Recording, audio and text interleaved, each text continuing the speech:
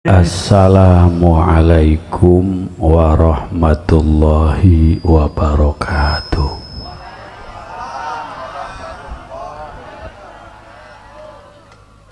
Alhamdulillah wassalatu wassalamu ala rasulillah wa ala alihi wa sahbihi wa mawalah, amma ba'du. Para kiai, para asatid, adik saya Kiai Haji Ahmad Humaini dari Iran, mudah-mudahan beliau sehat panjang umur. Qori kita Ustadz Ahmad Fauzi dan para qori yang lainnya, Bapak Kepala Desa, Bapak Haji Nana, saudara saya, beda ibu beda bapak,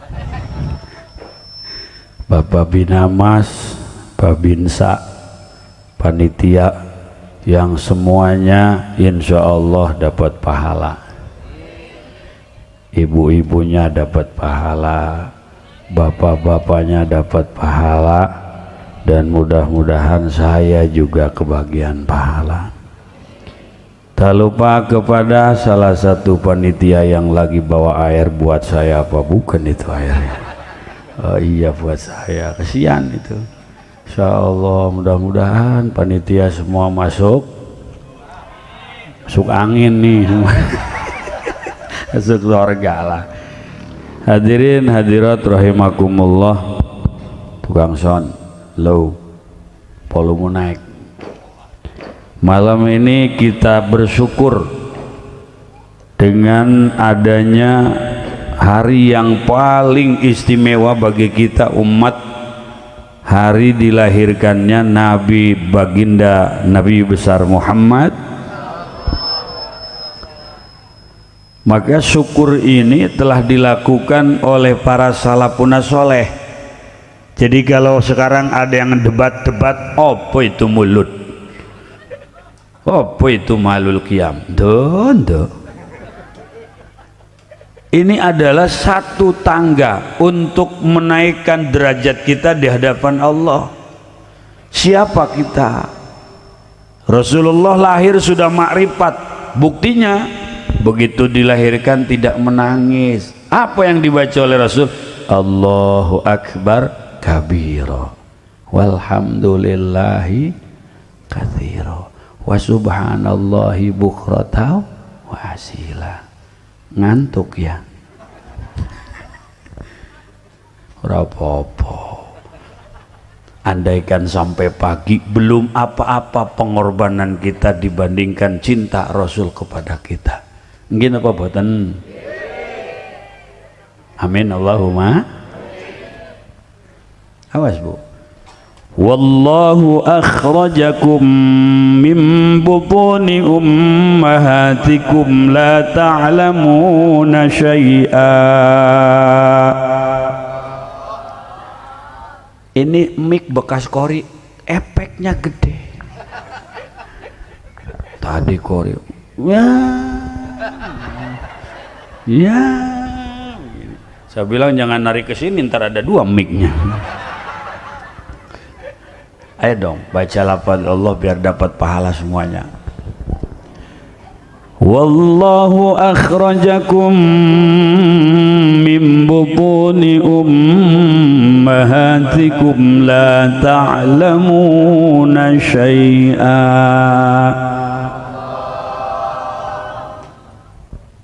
Wallahu akhrajakum, ini bukan kharaja, akhraja, Allah yang mengeluarkan kamu sekalian. Kalau tanpa dikeluarkan oleh Allah nggak bisa keluar. Lah gimana keluar? Kepala sama jalannya gedean kepala. Maka ibu-ibu nih luar biasa, calon penghuni surga. Pede habis aminnya. Bobo, melahirkan sakit apa enggak? Sakit iya, hamil tiap tahun. Ya gimana nggak sakit? Masuknya 3 on, keluar 3 kilo. Keluarnya ada kupingnya, ada hidungnya, ada dagunya, ada tangannya, ada kakinya. bisa nyangkut. Kalau ke dalamnya masuknya mulus, nggak ada kuping, nggak ada hidung, ada kepala juga lencos ya. Masya Allah, Allah yang mengeluarkan. Bu, woi, ini baru pertama kali saya ceramah hadirin. Tiang handphone nama jamaah depanan tiang handphone. Inilah kepentingan YouTuber, saudara-saudara. Jaga kesehatan YouTuber, jangan sampai YouTuber nantinya. Ya Allah. Wallahu akhrajakum min butuni ummahatikum. Allah yang mengeluarkan kamu dari perut-perut ibu kamu. La ta'lamuna syai'a. Kita ora-ora apa-apa. Maka bayi yang lahir nangis, Rasul nggak nangis. Rasul sudah tahu Allah Tuhannya, Rasul sudah tahu Allah itu Sang Khalik.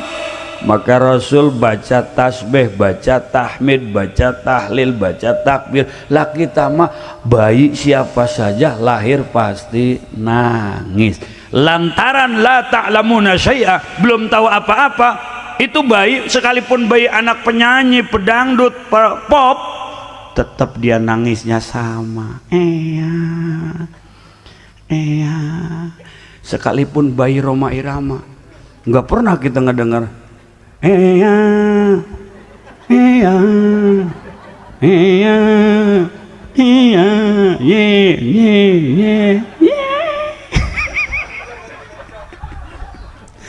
la ta'lamuna syai'a, nggak tahu lagu. Ya Bu ya, tuh Ronaldo punya anak tuh, Ronaldo nomor 9 dia kaosnya. Dia punya anak, walaupun lagi main di lapangan banyak supporter, ole ole ole ole, tetap anaknya lahirnya enggak enggak tahu lagu, enggak tahu bahasa, enggak tahu Tuhan. Karena ketika di alam kandungan sang ibu dia mengenal, ditanya oleh Allah, alastu bi rabbikum, hei bukankah aku ini adalah Tuhanmu? Qalu, iya, bala syahidna, engkau adalah Tuhanku ya Allah. Tapi begitu keluar di dunia, kenapa ada yang menuhankan benda, menuhankan pusaka, menuhankan gunung, menuhankan laut, menuhankan jabatan, menuhankan kekayaan? Berarti ingkar dari perjanjian dengan Allah Subhanahu. Maka malam ini kita kembalikan kesadaran, kembalikan kebersihan, berpikir tentang adanya Sang Khalik. Ibu, assalamualaikum. Waalaikum. Jangan tidur ya. Iya, kalau ibu tidur di sini saya pulang. Iya, masya Allah. Bu, sekarang kesadaran kita dikikis sama handphone. Ini kita bicara fakta. Kalau orang waras, nggak mungkin dia habis dandan pasang handphone di depan, lalu dia pasang kamera depan, lalu dia bikin video sendiri joget-joget. Itu orang edan. Terus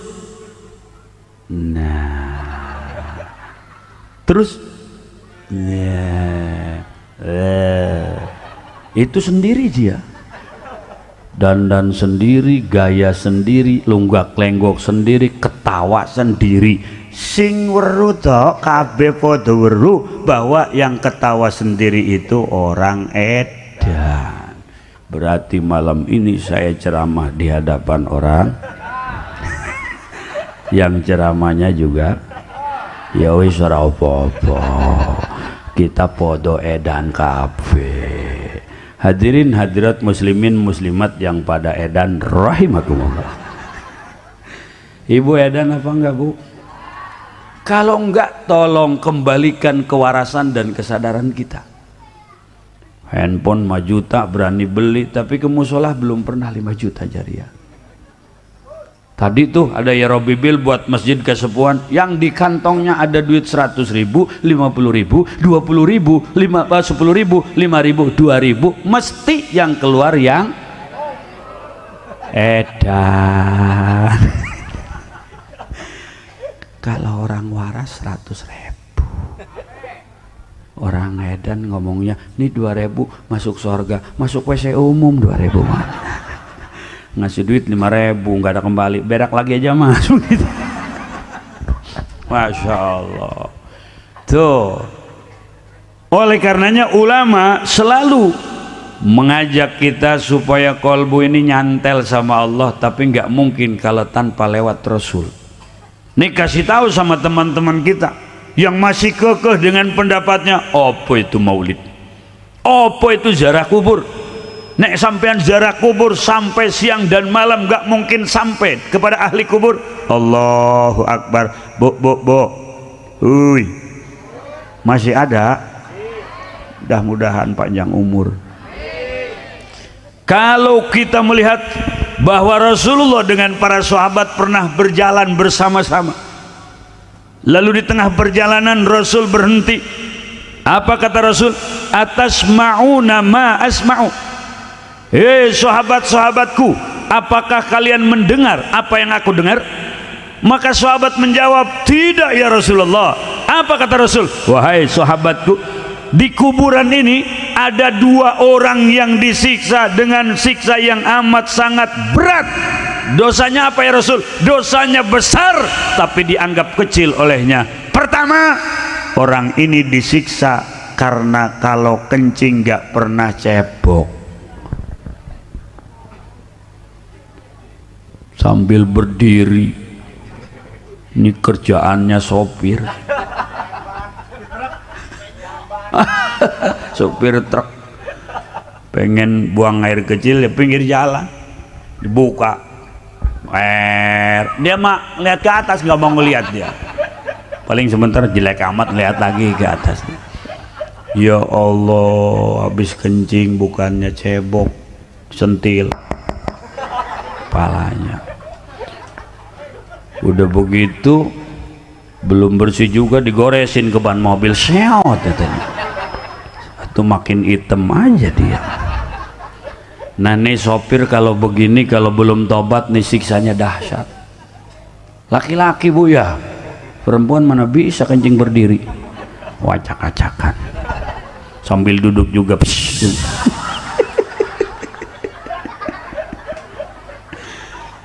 Ya Allah. Yang kedua, ini orang disiksa kenapa? Karena dia sering menyakiti orang dengan lisannya.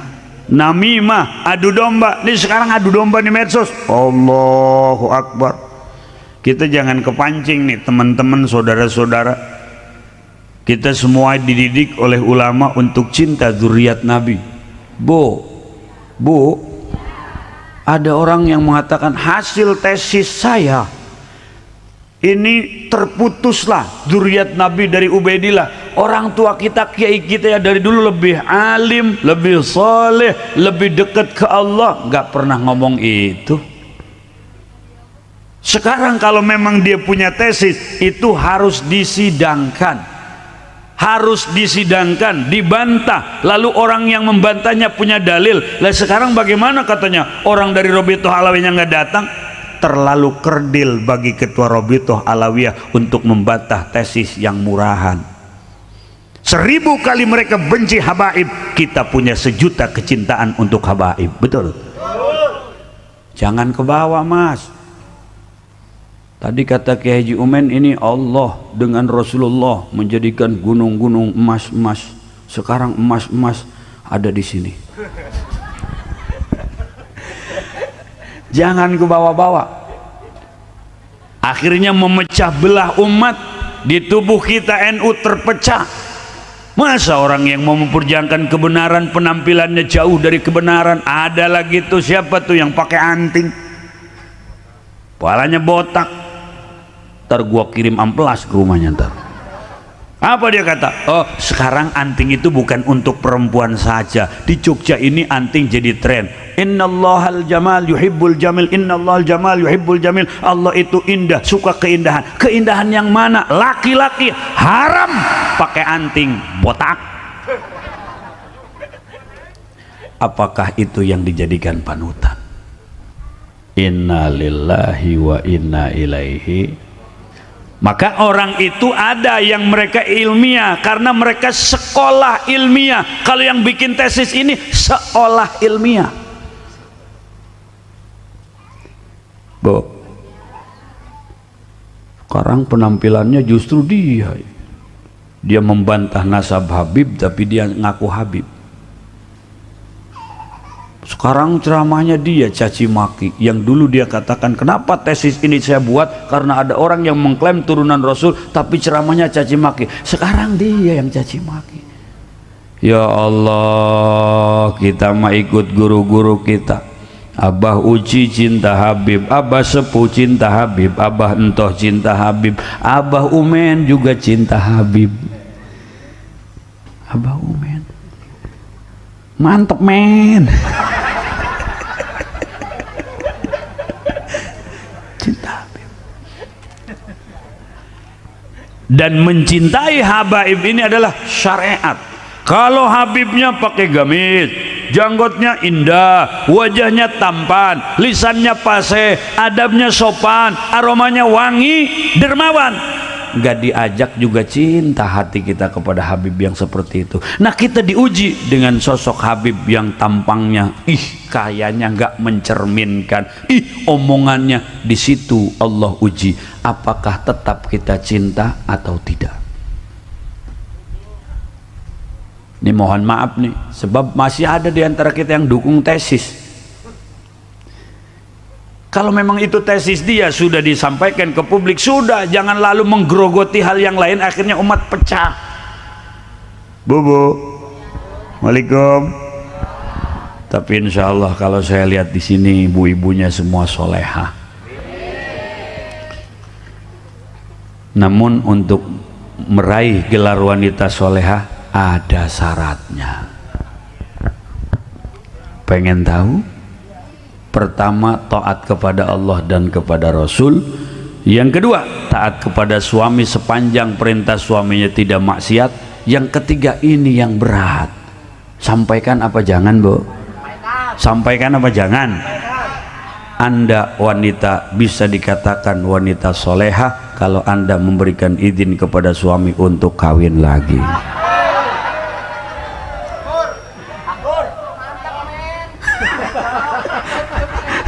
Mau ngasih izin nggak, Bu? Ngasih izin nggak? Nggak ngasih izin nggak? Nggak ya? Bagaimana kalau kata suaminya, nih sayang, uang 5 juta tiap minggu, sebulan 20 juta, ini untuk kamu sayang, tapi aku izinkan menikah lagi. Mau diizinkan apa enggak? Duitnya diambil apa enggak?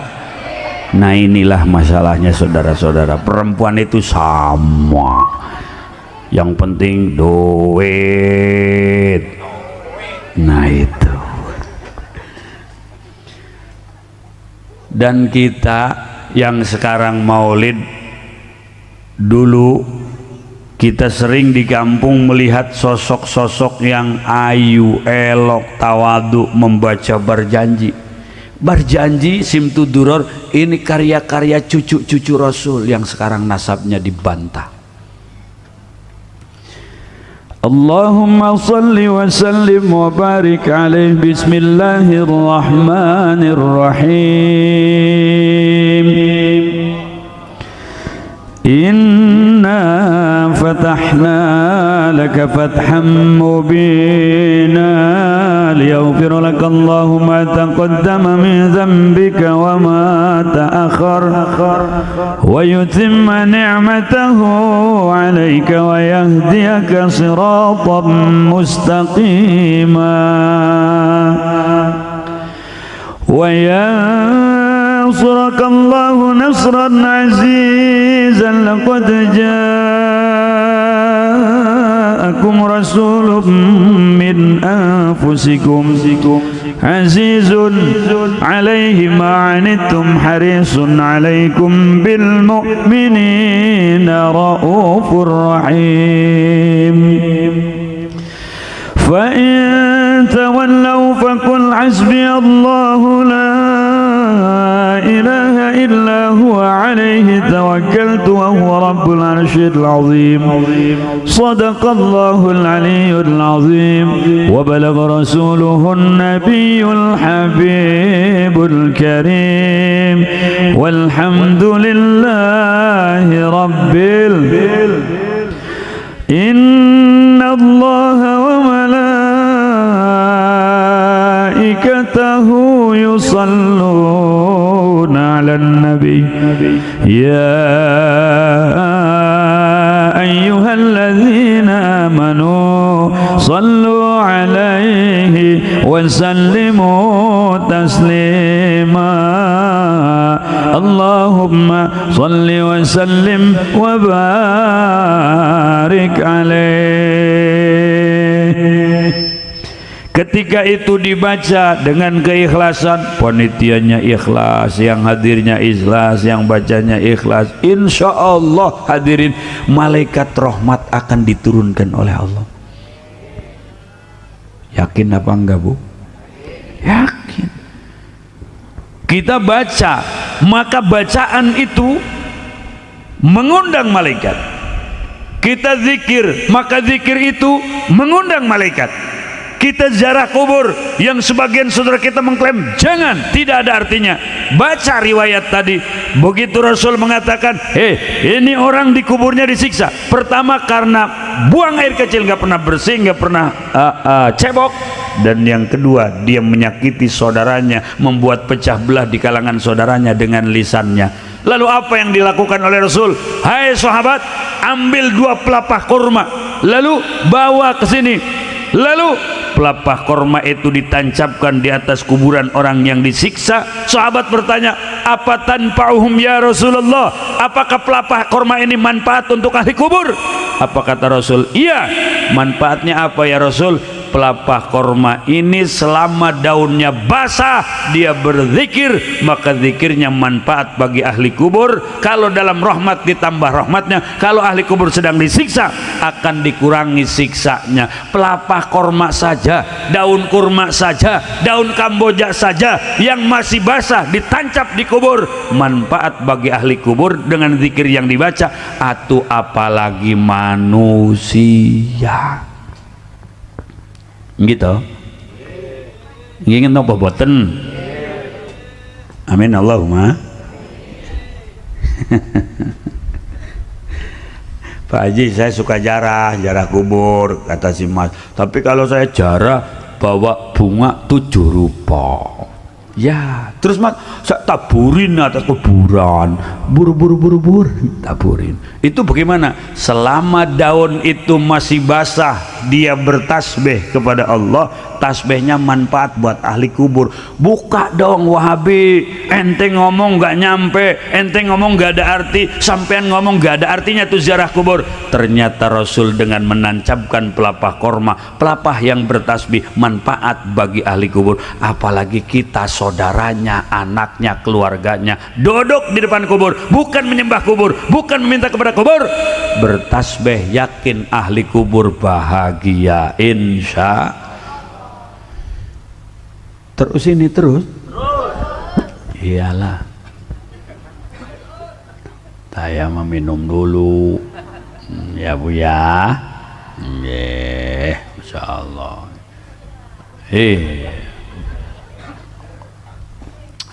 Ini jamaah sama karpet, banyakan karpet hadirin. Oh sebagian sudah pada, ya nggak apa-apa, tinggal sebagian lagi mau pulang juga. Nggak apa-apa Bu. Yang baik-baik itu harus dipertahankan dan dibiasakan dan ditingkatkan. Ya Allah, saudara kita nih di Palestina lagi perang. Kita belum apa-apa, perang sama ngantuk juga kita kalah sekarang. Sekolah besok, kerja besok, tapi kalau nonton bola jam 2 nggak ngomong kerja tuh, maka inilah perjuangan. Wih, ini maulid luar biasa nih di kompleks ini tuh, tenda panjang tuh, panjang tuh. Sini mah tendanya pohon jambu, ada panggung, Allahu Akbar. Saya duduk sendiri kayak pengantin sunat tadi. ada bunga-bunga. Ziarah kubur jangan khawatir, nyampe. Kalau Rasul tiap tahun datang ke syuhada Uhud, itu namanya haul. Jadi haul Rasul haul. Rasul datang ke kuburan, assalamualaikum ya ahlad diyar. Berarti yang di kuburan pun komunikasi dengan kita. Ini belajar dari buku, buka saya Google punya dalil satu juga, masya Allah, nyaci sama kiai, mencak dia, itu tidak boleh, itu bid'ah,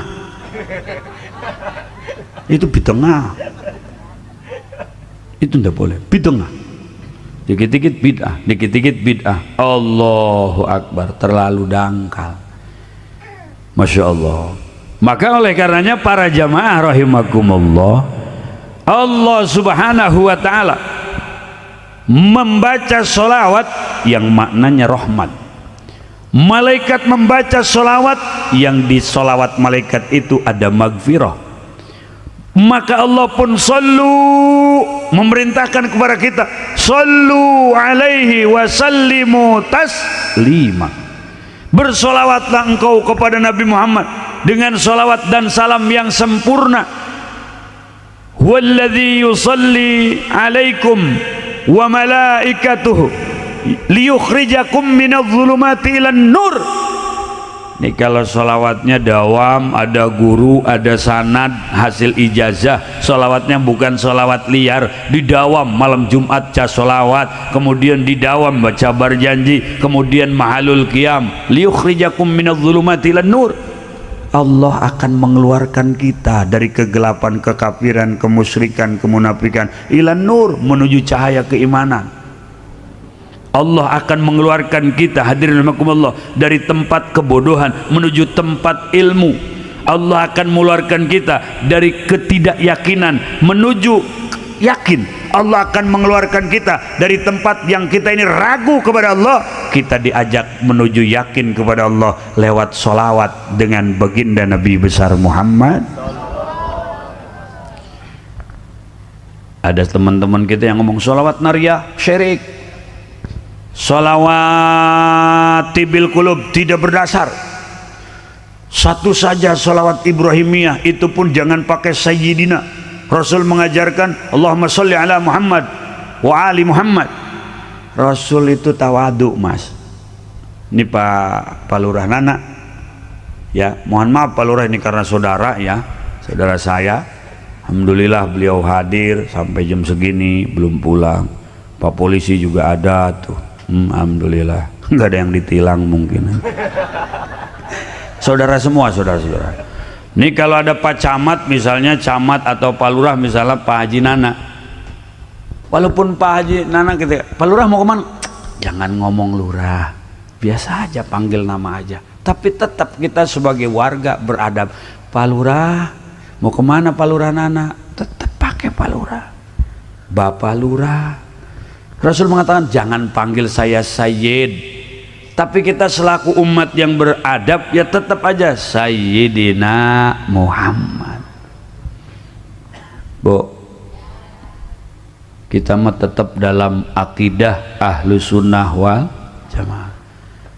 Rujukannya siapa? Dua tokoh. Pertama Imam Abu Mansur Al-Maturidi, makamnya di Uzbekistan. Saya sebulan yang lalu ziarah ke sana, subhanallah, laki-lakinya cakep-cakep. Nggak adalah di panggung ini mas, satu juga. Nengok kanan, astagfirullah. Nengok kiri, innalillah. Kalau saya, alhamdulillah. Perempuannya juga cantik-cantik. Saya ngeliatin dari sini sampai sono nggak ada. Itu kalau ngelihat perempuan Uzbekistan 10 orang jadi 20. Kenapa? Karena bayang-bayangnya juga cantik. Kalau di kita boro-boro bayang-bayangnya, aslinya juga. Tapi walau bagaimanapun, secantik-cantiknya wanita Uzbekistan tetap lebih cantik orang Indonesia. Lebih cantik istri kita. Sebab kalaupun cantik tapi bukan milik kita, ya kita nggak bisa ngapa-ngapain. Cuman itu kalau sering ke Uzbekistan bisa katarak mata kita. Ngiler aja. Insya Allah, mana istri nggak ikut. Kalau istri ikut, leher keras, nggak boleh nengok.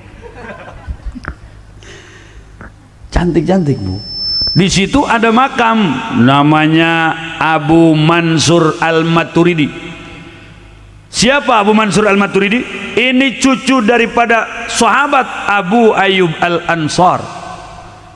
Siapa Abu Ayyub Al-Ansar? Seorang sahabat Ansar yang ketika Rasul hijrah dengan sahabat Muhajirin datang ke Madinah. Tala'al badru min thaniyatil wajaba syukru mada'a lillahi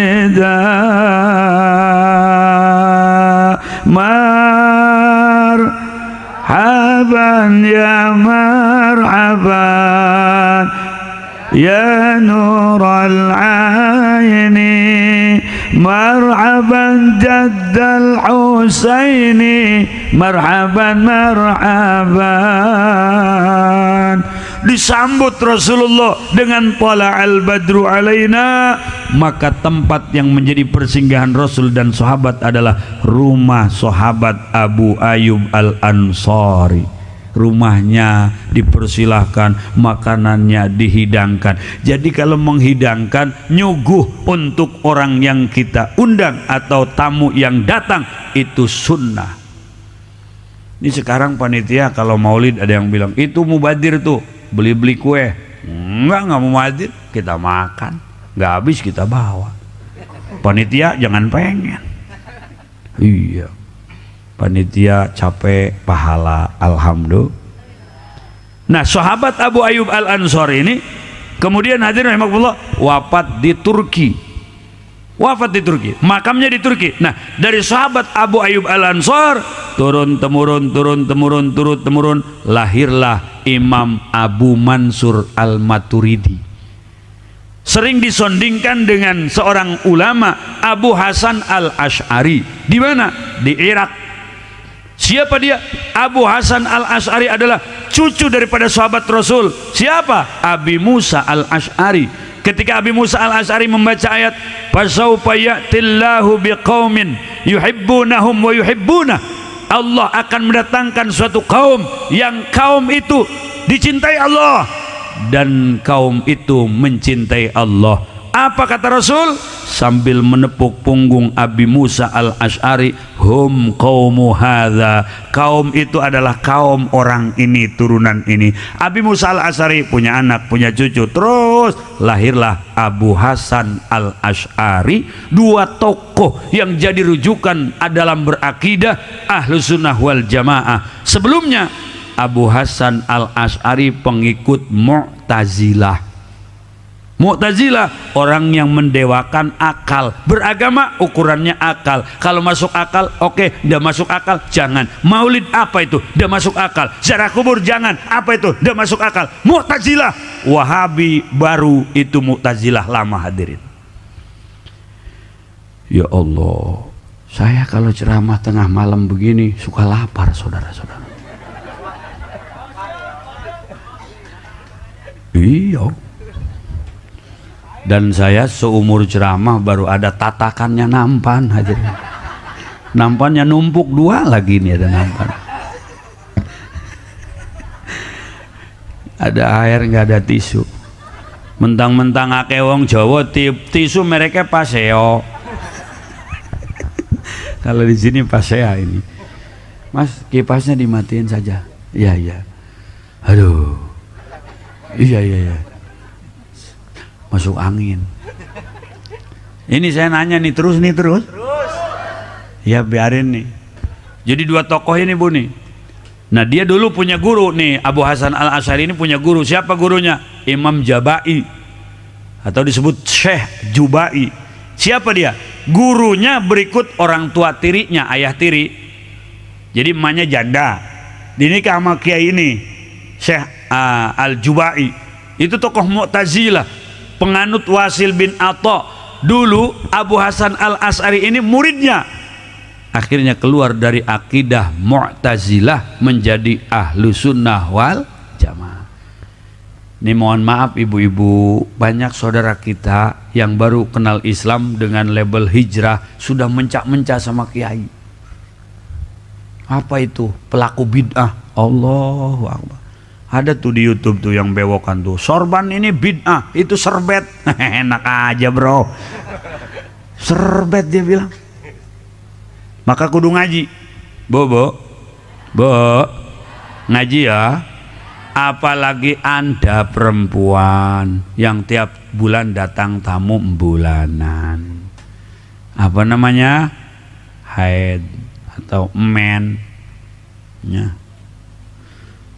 Kalau sedikitnya men sehari semalam, kalau galibnya 1 minggu, paling banyak 15 hari 15 malam, itu paling banyak.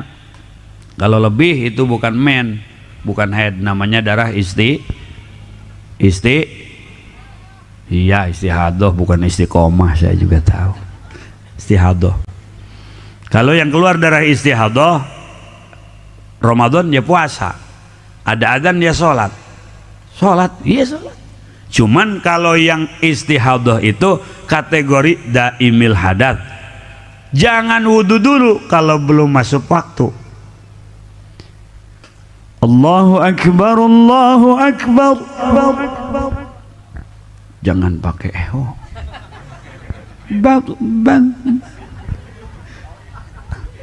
Repot nanti.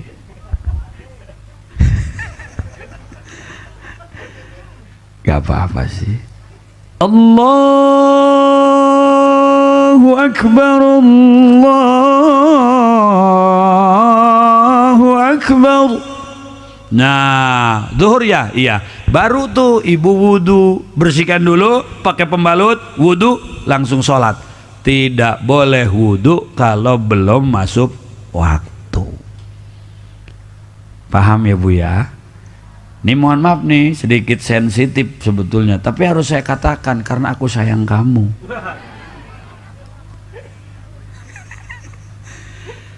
Banyak perempuan yang gak paham.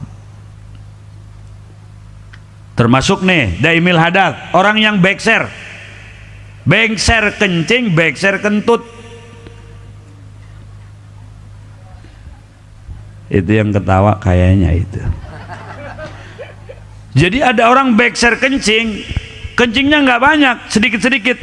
Duduk ceret, bangun ceret, jalan ceret, lari ceret. Nah itu namanya daimil hadat. Jangan wudhu dulu kalau belum masuk waktu. Kayak orang bekser kentut. Ada yang bekser kentut? Ada. Kentut aja dia. Sampai ada yang nyebut Pak Kentut. Duduk, jalan pok, lari pret, celana dalamnya juga belakangnya pada bolong dia, panas. Ini juga jangan wudhu dulu kalau belum masuk waktu. Setelah wudhu, ibu-ibu harus tahu pembatalan wudhu. Pertama diantaranya, ada yang keluar dari 2 jalan, baik kubul maupun dubur. Ya kencing batal, buang air besar batal. Atau yang keluarnya ini jarang terjadi. Misal punten ini ngaji ini fikih Bu, ada bapak-bapak kencing, saya nggak tahan pengen kencing, pas keluar Coca-Cola, tetap batal wudhunya. Atau mules, buang air dia, pas keluar biji kopi. Jadi tadinya kopi mentah ditelen, lantaran keras nggak hancur, dibuang. Itu namanya mutanajis. Biji kopi itu hanya kena najis, dicuci, dibersihkan, diminum boleh. Kopi luwak. Ya, jadi kopi luwak itu hanya iklan saja. Katanya dimakan musang. Ya, musang kan? Dimakan musang, kemudian musang buang air, kopinya masih utuh. Itu mah iklan doang. Mana ada musang se-Indonesia dia nelen kopi. Nah, batal tuh. Kemudian Bu, Bu, bertemu kulit dua manusia laki-laki dan perempuan yang sudah akil balik dan bukan mahram. Ketemu kulit, kalau ketemunya sama kucingnya nggak batal. Kenapa ini saya angkat? Ada perempuan udah pakai mukena rapi, wudhu lagi mbak. Iya, saya nyentuh kucing. Kok nyentuh kucing wudhu lagi? Kucingnya cowok.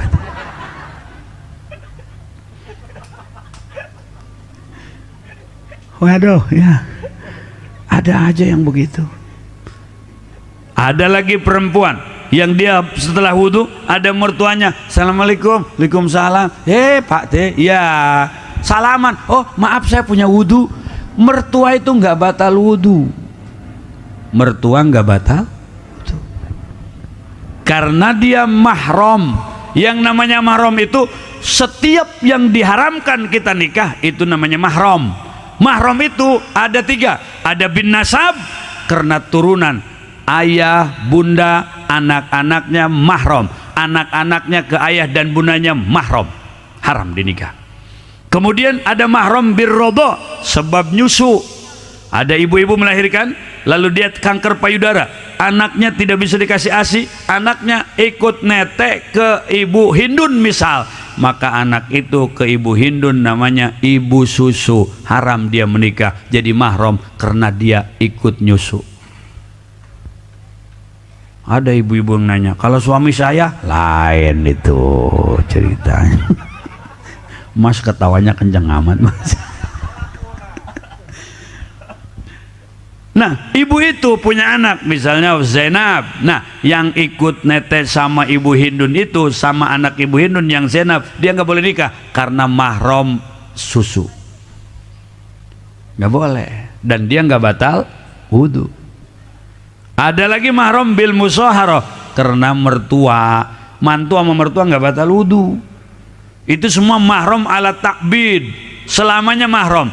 Ada mahram ghair takbid. Bagaimana mahram ghair takbid? Bapak misalnya nih, bapak ya, Pak siapa namanya Pak? Pak Beni. Hah? Oh Bapak Dokter Andes Beni ya, Pak Beni ya. Kalau dulu Dokter Andes ya, sekarang mah SPD ya. Berarti gelar tahun berapa itu Beni? Hah bukan? Oh iya Pak Beni. Iya. Saya dulu waktu kecil masih ingat lagu Pak Beni itu, Bento itu ya. Namaku Bento. Oh ini ternyata ya. Masya Allah. Kalau itu Beni Soeharto, kalau ini Beni Kalibau, saudara-saudara. Ketua panitia, Masya Allah. Mohon maaf ya, saya karena nggak ngerasa yang lain jadi saudara, jadi nggak ada batas. Ya walaupun nggak ada batas, pulang melayan nanti kan gitu. Ya pulang lain, saya kerimpakan gitu ya. Masya Allah. Tadi ngomong di mana saya? Nih misalnya Pak Beni menikah lagi, misal ibu ada Pak? Mana ibu mana? Oh ya mohon maaf Bu, di atas ya Bu ya. Ya Allah mohon maaf Bu, ini contoh aja. Tapi walaupun iya nggak masalah kan. Misal nih, aduh jangan Pak Beni ntar pulang repot. Aduh. Lanjut nggak apa-apa. Misalnya Bu ya, Pak Beni nikah lagi.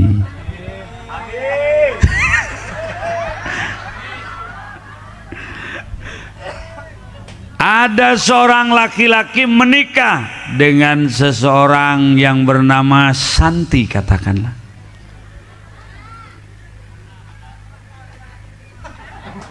Anak Pak Beni. Oh anak Bu Santi ya, ana toh? Nggih, boten apa-apa toh? Nggih, Bu Santi. Nah, Bu Santi ini punya adik namanya Neti. Ada lagi. Maka yang menikah dengan Ibu Santi ini mahram kepada Ibu Neti. Mahramnya tidak boleh dia menikah dengan adik iparnya itu, karena tidak diperbolehkan menikah dikumpulkan adik dan kakak. Tapi ini ghair takbid. Artinya kalau sama kakaknya sudah nggak masih rumah tangganya, boleh nikah sama adeknya. Maka sama adek ipar mah batal wudu. Kalau kita menikah, kakaknya ditikah, adeknya ditikah, tidak boleh haram. Maka kalau kita menikah dengan adeknya, misalnya Neti, maka kita sama Santi itu mahram. Tapi guer takbid, bukan selamanya, tetap batal wudu sama dia. Karena kalau sudah cerai misalnya, boleh nikah sama kakaknya. Atau suka disebut di kita, seseorang laki-laki menikah dengan perempuan, lalu perempuan itu meninggal, lalu laki-laki itu menikah dengan adeknya, namanya turun ranjang. Kalau orang menikah dengan perempuan, lalu perempuan yang dinikahnya itu meninggal, lalu ada kakaknya kawin dengan kakaknya, namanya naik ranjang. Kalau orang menikah kemudian dia cerai hidup-hidup, menikah dengan seorang perempuan, cerai dengan perempuan itu, nikah lagi sama adeknya, itu namanya ranjang rusak, saudara-saudara. Maka kalau ibu bapak nggak ngaji, nggak tahu, repot. Bu, Minggu suka ngaji nggak Bu? Bawa kolong Ambon ya. Tapi yang saya lihat nih, walaupun saya nggak familiar banget, ini wajah-wajah hari Minggu suka ada. Bukan, tukang baju itu di Cilegon. Haji, nggak ngaji repot. Anak kita tuh suruh ngaji tuh, ya suruh pada mondok. Berpikir secara cerdas, cermat, akhirat, jangan melulu dunia. Apakah kita tidak menyaksikan orang-orang yang dulu jadi raja mati? Presiden Soekarno mati, Presiden Soeharto mati, semua raja-raja, Fir'aun mati, Korun mati. Jangankan mereka yang jelas-jelas kafir, Fir'aun, Korun, para nabi, para rasul Allah kekasih meninggal dunia, menandakan dunia ini akan kiamat. Kalau dunia tidak akan kiamat, tentu Rasulullah tidak akan meninggal. Maka tandanya bahwa Rasul dipanggil oleh Allah, menghadap kepada Allah, Rasul dipanggil oleh Sang Holik, itu jadi dalil bahwa dunia ini akan selesai. Kiamat ada dua, ada kiamat sugro, ada kiamat kubro. Kiamat sugro mana? Orang tua kita yang sudah meninggal mendahului kita, itu namanya kiamat sugro. Nanti ada kiamat kubro, kiamat besar, dirusak jagat raya. Keluar.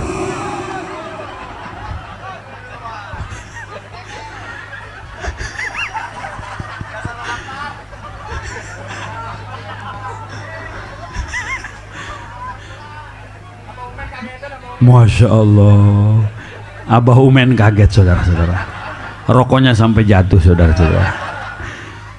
Itu belum apa-apa, hanya suara kecil. Nanti kiamat itu hancur porak-poranda. Kaget menek, hancur. Gunung meletus, planet-planet, makhluk angkasa semua hancur.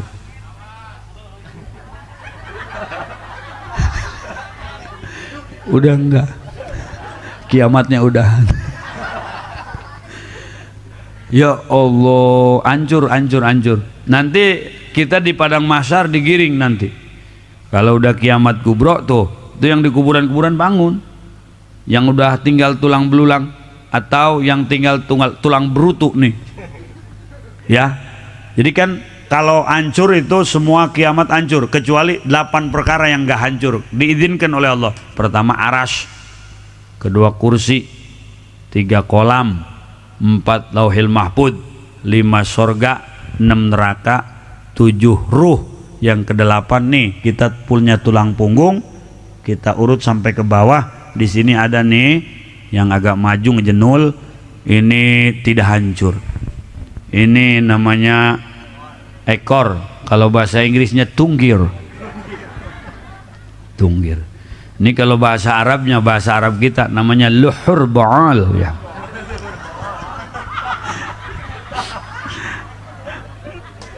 Itu nggak hancur. Oh ayah banyak. Jangan bisa Sunda orangnya. Emang orang dia gitu. Ai Suganta orang mana baik. Ajur kabeh. Ibu-ibu, pipi dimedok-medoki, bibir dimerah-merahi, hancur. Innalillahi wa inna ilaihi raji'un. Maka carilah sesuatu yang tidak hancur, yaitu amal. Orang-orang soleh dulu meninggalkan sesuatu yang sampai saat ini kita lanjutkan. Ini jadi amal bagi mereka. Kita pakai baju ini, baju yang kita pakai ini dari benang, benang dari kapas. Kapas yang ditanam itu bukan kapas yang nanam kemarin, tapi 30-40 tahun yang lalu. Kita mau bikin kue pakai santan, santan kara. Ya, itu santan itu dari kelapa, bukan kelapa yang ditanam bulan lalu, tahun lalu, tapi 40 tahun yang lalu. Kita sekarang bisa maulid. Ini adalah hasil tanaman orang tua kita dulu. Ngeriung, mahlul qiyam, marhaba, baca Quran. Maka jangan sampai dihilangkan. Ibu kalau mau nyekolahin anak hati-hati, ngulayan anak hati-hati, jangan ke tempat yang anti maulid. Masya Allah, ngeri. Ngerinya gimana? Mereka mengkafirkan orang-orang yang maulid. Mereka mengatakan itu pelaku bid'ah. Oleh karena itu, alangkah cerdiknya para ulama salafun saleh berhadapan dengan Syiah, berhadapan dengan Wahabi. Mereka tetap tegar dengan ahlu sunnah wal jamaah yang aktivitasnya Isra Mi'raj, maulid, tahlilan, kenduri, ziarah kubur, kemudian manaqib dan Syabdul Qadir Al-Jilani. Inilah agenda dan aktivitas orang-orang yang berakidah ahlu sunnah wal jamaah. Mudah-mudahan maulid kita diterima oleh Allah, ngantuknya kita dijadikan ibadah, dan pulang setelah ngaji maulid malam ini kita mendapat ampunan dari Allah Subhanahu wa ta'ala. Mungkin hanya inilah yang saya dapat sampaikan. Sudah jam 1, mudah-mudahan manfaat. Langsung doa nih ge. Ayo wes, amin. Allahumma amin. Allahumma hdina siratal mustaqim, siratal ladzina an'amta alaihim minan nabiyyin wasiddiqin wasyuhada wassalihin wa hasuna ulaika rafiqa. Dzalikal fadlu minallahi wa kafa billahi alima. Shalli wa sallim ala jami'il anbiya'i wal mursalin walhamdulillahi rabbil alamin. Wassalamualaikum warahmatullahi wabarakatuh.